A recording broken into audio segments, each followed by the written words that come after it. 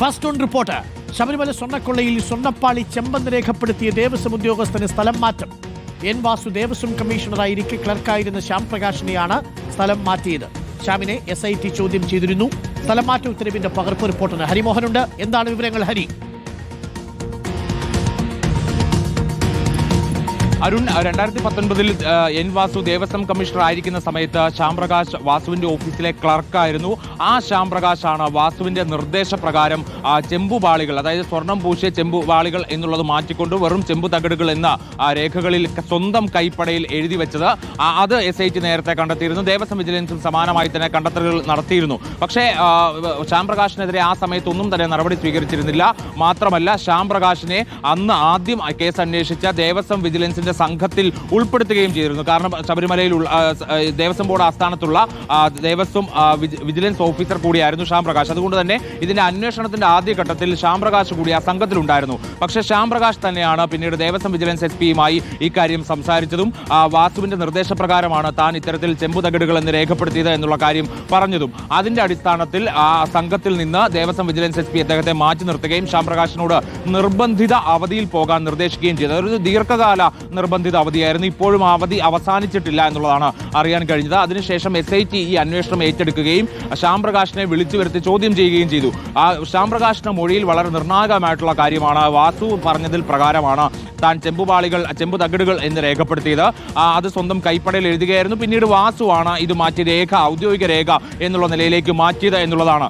അതിനുശേഷമാണ് ശ്യാം പ്രകാശിന്, അതായത് 2019 ഇത്തരത്തിൽ രേഖപ്പെടുത്തിയതിന് ശേഷമാണ് ശ്യാം പ്രകാശിന് പ്രൊമോഷൻ ലഭിക്കുന്നത്, സ്ഥാനക്കയറ്റം ലഭിക്കുന്നത്. അതായത് വെറും ക്ലർക്ക് എന്നുള്ള നിലയിൽ വാസുവിന്റെ ഓഫീസിൽ ഉണ്ടായിരുന്ന ആൾ പിന്നീട് സ്ഥാനക്കയറ്റം ലഭിച്ചുകൊണ്ട് ദേവസ്വത്തിലെ വിജിലൻസ് ഓഫീസറായി. ദേവസ്വത്തിന്റെ വിജിലൻസ് ഓഫീസർ എന്ന് പറഞ്ഞു കഴിഞ്ഞാൽ അതിന് അസിസ്റ്റന്റ് ദേവസ്വം കമ്മീഷണറുടെ ഒരു തസ്തികയിലേക്ക് കൂടി വരാനുള്ള സാധ്യതയുണ്ട്. അതായത് മറ്റ് സ്ഥലങ്ങളിലേക്ക് സ്ഥലം മാറ്റി നടത്തുമ്പോൾ അവിടെ അസിസ്റ്റന്റ് ദേവസ്വം കമ്മീഷണർ എന്നുള്ള തസ്തികയിലേക്ക് വരും. അന്ന് താൻ പറഞ്ഞതിന് പ്രകാരം ചെയ്തത് കൊണ്ടാണ് ഇത്തരത്തിലുള്ള സ്ഥാനക്കയറ്റങ്ങൾ ലഭിച്ചത് എന്നുള്ളതാണ് അന്ന് ശ്യാം പ്രകാശ് SIT-യോട് അടക്കം പറഞ്ഞിരുന്നത്. അതുകൊണ്ട് ശ്യാം പ്രകാശ് ഈ കേസിലെ നിർണായകമായ കണ്ണിയാണ്. ആ ശ്യാം പ്രകാശിനാണ് ഇപ്പോൾ സ്ഥലം മാറ്റം നൽകിയിരിക്കുന്നത്. അതൊരു നടപടിയുടെ സ്വഭാവത്തിൽ തന്നെ ഒരുപക്ഷെ കാണേണ്ടി വരും. ഇപ്പോൾ വർക്കല ഗ്രൂപ്പിലേക്കാണ് അസിസ്റ്റന്റ് ദേവസ്വം കമ്മീഷണറായി ശ്യാം പ്രകാശിനെ സ്ഥലം മാറ്റിയിരിക്കുന്നത്.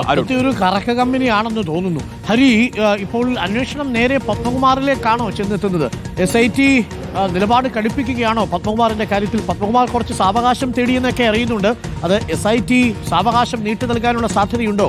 അതല്ല അടുത്ത വാസുവിനെ പോലെ പത്മകുമാറിനെയും കസ്റ്റഡിയിലെടുത്ത് ചോദ്യം ചെയ്യാനൊക്കെ SIT മുതിരുമോ?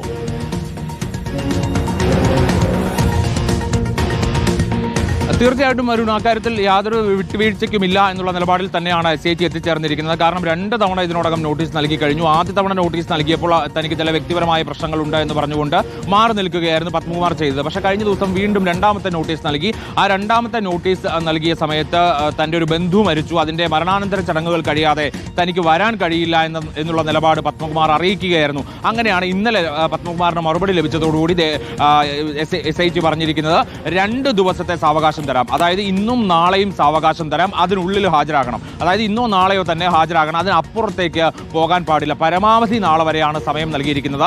ഇനിയും വൈകിക്കഴിഞ്ഞാൽ കസ്റ്റഡിയിലെടുത്ത് ചോദ്യം ചെയ്യുന്ന നടപടിയിലേക്ക് കടക്കേണ്ടി വരും എന്നുള്ളതാണ് SIT പത്മകുമാറിന് നൽകിയിരിക്കുന്ന മുന്നറിയിപ്പ്. അതിന് പ്രകാരം ഇപ്പോൾ ലഭിക്കുന്ന ഒരു വിവരപ്രകാരം പത്മകുമാർ ഹാജരാകുമെന്നുള്ളത് തന്നെയാണ്.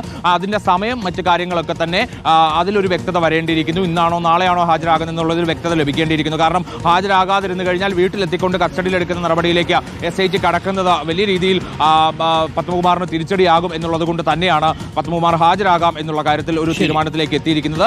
പക്ഷേ ഇനിയിപ്പോൾ ഹാജരായാൽ പോലും ചോദ്യം ചെയ്യലിന് ശേഷം അറസ്റ്റ് രേഖപ്പെടുത്തുന്ന അടക്കമുള്ള നടപടികളിലേക്ക് കൂടി SIT കടക്കാൻ സാധ്യതയുണ്ട്. താങ്ക് യു ഹരിയാണ് വിവരങ്ങൾ നൽകിയത്. പ്രധാനപ്പെട്ട ചില വിവരങ്ങൾ വരുന്നു. ഈ ചെമ്പുപാളി എന്നെഴുതിയ ഉദ്യോഗസ്ഥനെ സ്ഥലം മാറ്റിയിരിക്കുന്നു. എൻ വാസുവിന് ശേഷം പത്മകുമാറിനെ കൂടി ചോദ്യം ചെയ്യാൻ ഒരുങ്ങുകയാണ് SIT. നാളെ ഹാജരാകണം എന്നാണ് കൊടുത്തിരിക്കുന്ന അൾട്ടിമേറ്റം എന്നുള്ളത്. ഇനിയപ്പോൾ അതിനപ്പുറം സാധ്യതയൊന്നുമില്ല. ചോദ്യം ചെയ്യലിൽ പോയിരിക്കുക, മൊഴി കൊടുക്കുക എന്നുള്ളതാണ്.